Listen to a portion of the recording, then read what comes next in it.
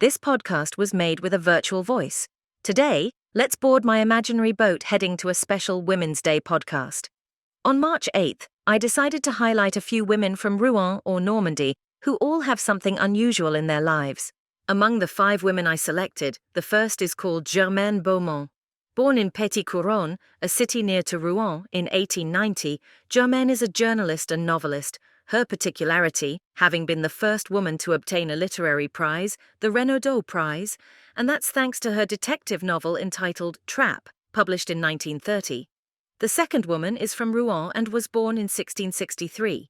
She became known by composing a tragedy performed at the Comédie-Française. Why is this unusual? Well, quite simply because she is the first woman to do so in the history of theatre. Her name is Catherine Bernard. Jeanne-Marie Le Prince de Beaumont is the third woman I want to talk to you about. Born in Rouen, she will stand out as one of the pioneers in the field of children's stories.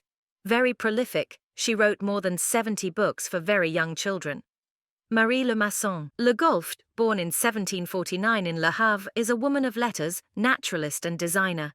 She assisted Abbot Dicomaer on scientific work concerning mollusks, but it was 2 of her works that aroused curiosity. The first was entitled Balance of Nature, 1784, where she attributed marks out of 20 to hundreds of animals, plants, and minerals, and her second book, Sketch of a General Picture of the Human Race, 1787, is a planisphere on which all the peoples then known, as well as their characteristics, are represented by figures and symbols. Finally, Marguerite Durot nicknamed the Girl with the White Helmet. For what? Because during the Second World War she will become a liaison officer. Indeed, while her brother, a resistance fighter, had been arrested by the Germans and deported, she went by bike to inform the doctors about the drop-off points and the necessary help. There you go. If you're interested in the lives of women in Rouen in the broad sense, I recommend that you listen to my podcasts on Joan of Arc and on Violette Nozières, a holy poisoner.